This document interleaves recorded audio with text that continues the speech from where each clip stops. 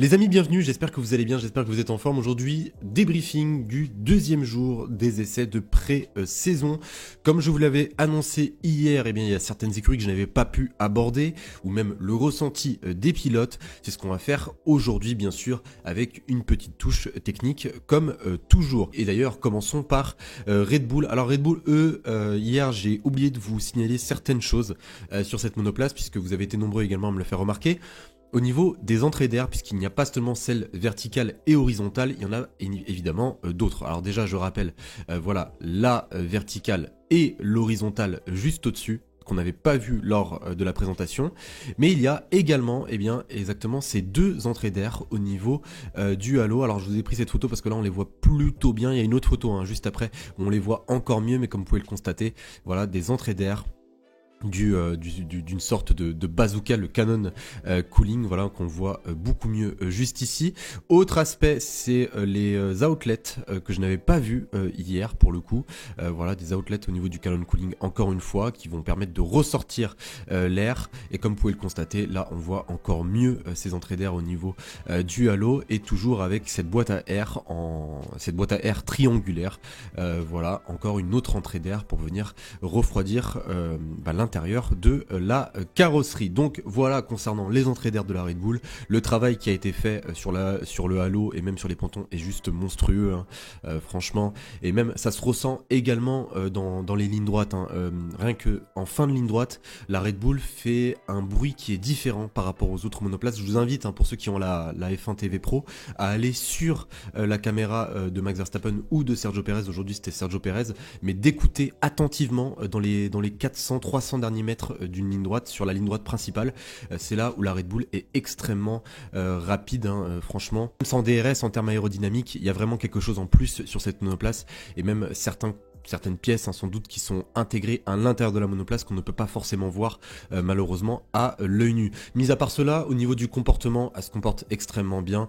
Regardez juste le virage 11 et 12. Hier, ça se battait énormément entre McLaren et Red Bull, et les endroits où la Red Bull était la plus rapide, c'était logiquement dans les virages rapides et dans les lignes droites. Surtout cette stabilité où beaucoup d'écuries ont du mal dans les virages 11 et 12 à Bahreïn. Là, en l'occurrence, Red Bull le passe sans aucun problème, sans aucune correction. C'est juste, franchement, le travail qui a été fait sur cette RB20 est juste monstrueux.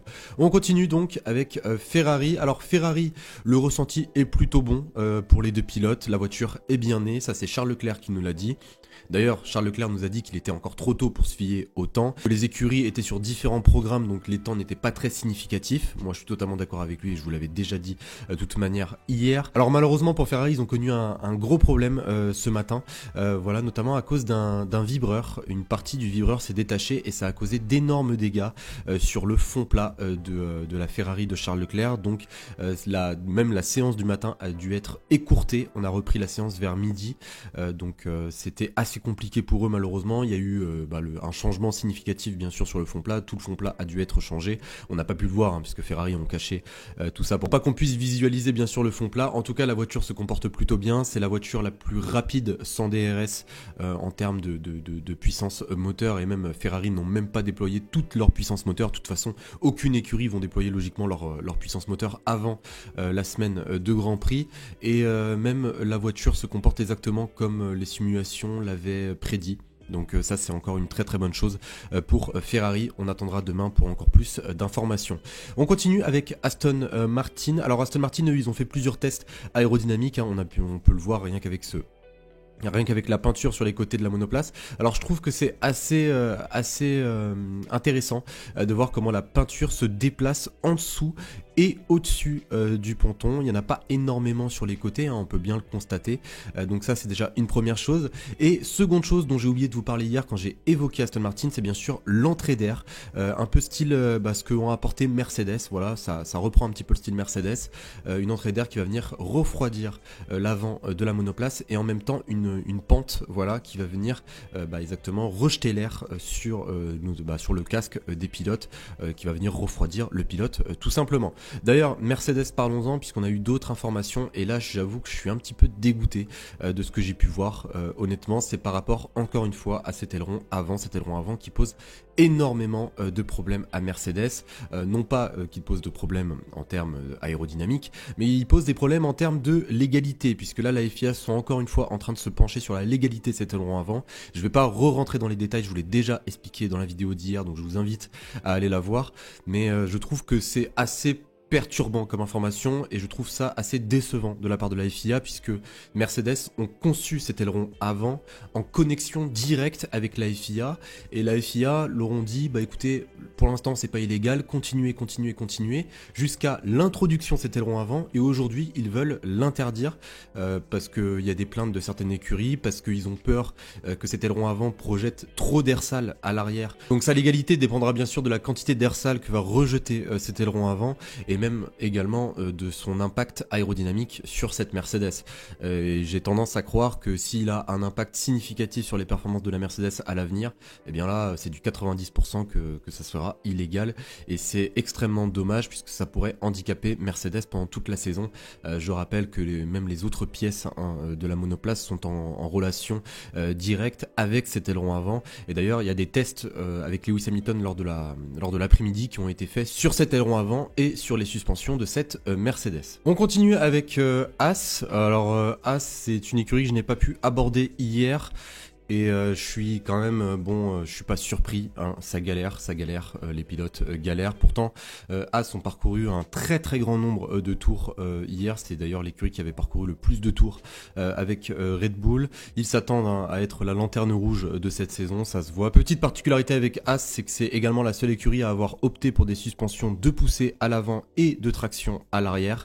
Enfin, c'est l'une des deux seules avec Ferrari. Au niveau du comportement de la monoplace, je ne suis pas surpris non plus. J'ai regardé pas mal de caméras en on-board de Kevin Magnussen et de Nico Hülkenberg. Ça galère, surtout la Haas est obligée de prendre les vibreurs pour avoir la meilleure trajectoire possible. La voiture n'est pas forcément à l'aise dans les courbes, même en termes de vitesse de ligne droite. Je pense que c'est le seul point positif qu'on peut émettre de Haas. Après, à voir sur quelle configuration également des rangs arrière ils sont partis, et même sur quel mode moteur.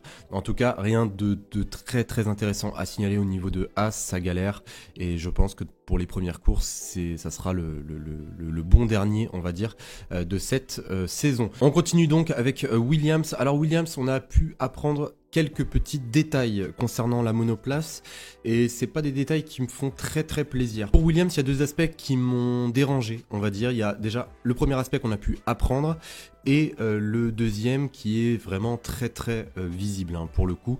Le premier aspect, c'est par rapport aux suspensions arrière. Ce sont des suspensions de traction, et on avait déjà appris lors de la présentation que Williams n'avait pas opté pour des suspensions de poussée comme Mercedes. Et je le rappelle, hein, Williams est une écurie cliente de Mercedes. Ils ont la possibilité de pouvoir acheter les suspensions arrière. Eh bien, ça n'a pas été le cas, puisque les suspensions arrière sont restées des suspensions de traction, comme celle de 2023, et la boîte de vitesse est exactement la même que 2023, pas de changement à signaler.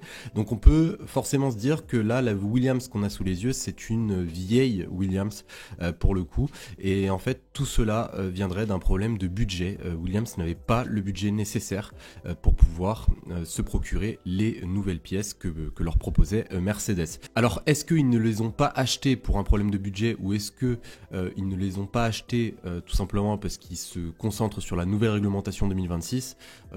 Franchement, j'ai de sérieux doutes. J'ai plus l'impression que c'est un problème de budget pour le coup, et c'est quand même assez handicapant là où on pensait que au moment où ils avaient opté pour des suspensions différentes de Mercedes, on pensait tous que Williams avait trouvé une voie, on va dire une voie de développement à suivre. On était tous très contents. Là, j'avoue que la hype redescend énormément par rapport à cette information. Et le second aspect, c'est bien sûr les problèmes de fiabilité. Je trouve que la Williams est extrêmement touchée par des problèmes de fiabilité. Hier, il y avait un problème majeur majeur, donc ils ont dû carrément arrêter leur monoplace. Aujourd'hui, la transmission est touchée également, donc voilà, je trouve que c'est assez dommage. Williams ne commence pas super bien ses essais de pré-saison. On continue avec Stake. Alors concernant Stake, de ce qu'a pu nous dire Valtteri Bottas, là c'est un ressenti de pilote que je vais vous donner. Bottas est quand même très heureux puisqu'elle a beaucoup moins de traînées que l'année dernière. Je rappelle, Stake c'est la voiture qui avait été le plus touchée par la traînée. On pouvait sentir vraiment une sorte de mur qui se mettait en avant quand elle était en pleine ligne droite, puisque la voiture n'était pas adaptée au flux d'air qu'elle pouvait recevoir. Aujourd'hui, Bottas nous a indiqué qu'elle avait gagné exactement sur ce point-là, qu'elle était beaucoup plus rapide en ligne droite que l'année dernière, qu'elle avait gagné également en stabilité aérodynamique, surtout à l'arrière de la monoplace, ce qui constituait également l'un des plus gros points faibles de Stake. Pour l'instant, les tests ont l'air de mieux se passer. On retrouve, on va dire, la Alfa Romeo de 2022 qui était quand même plus performante. On termine maintenant avec McLaren. Alors, McLaren, c'est bien sûr une écurie que j'ai pas pu aborder hier, donc là on va en parler en long et en large. McLaren, je trouve que jusqu'à présent tout se passe bien. Honnêtement, ça a l'air de fonctionner. La voiture a gagné en stabilité.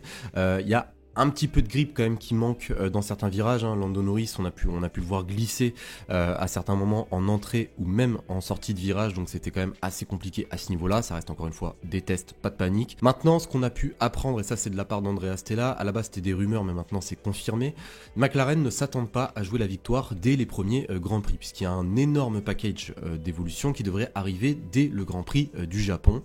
Ils font à peu près ce qu'ils avaient fait l'année dernière, mais le délai en fait sera beaucoup plus court avec les très très gros packages. Donc ça, on le sait, McLaren ne s'attendent pas à jouer la victoire. Autre chose que j'ai pu voir, c'est bien sûr les pontons de cette McLaren, comme on peut le constater. En bas 2024, en haut 2023, des pontons qui sont quand même écourtés sur la base inférieure par rapport à l'année 2023, avec une lèvre supérieure qui va venir s'ajouter juste au-dessus de l'entrée d'air. Autre aspect, c'est bien sûr exactement cette petite aile voilà, qui est venue s'ajouter au niveau des rétroviseurs. Alors McLaren, ce sont les seuls à pouvoir disposer de cette aile, c'est la seule écurie qui a introduit cette aile aujourd'hui, enfin du moins par rapport aux 9 autres écuries. J'ai hâte de voir l'impact aérodynamique que ça va avoir sur les performances de cette McLaren.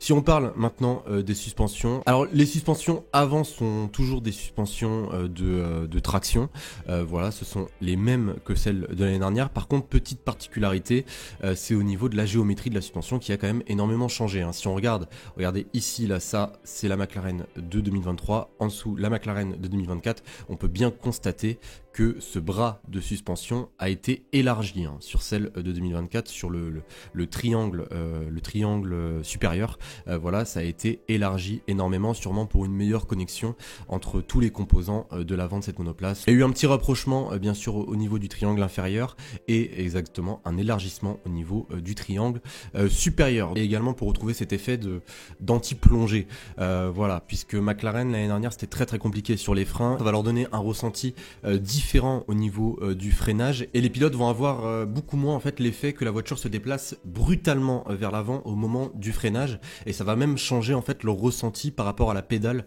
de frein. Donc c'est quand même un changement significatif par rapport à 2023 et ça peut énormément les aider si c'est plutôt bien géré. Donc voilà les amis, on en a terminé par rapport à cette deuxième journée de tests hivernaux. Donc j'espère vraiment que ça vous aura plu. On attendra donc demain pour faire le grand bilan de toutes les écuries avec leurs forces et leurs faiblesses. Sur ce, n'oubliez pas le petit pouce si vous avez aimé, ça me fait extrêmement plaisir et c'est exactement une manière de me le faire savoir, de vous abonner si ce n'est pas déjà fait. On se retrouve demain, salut.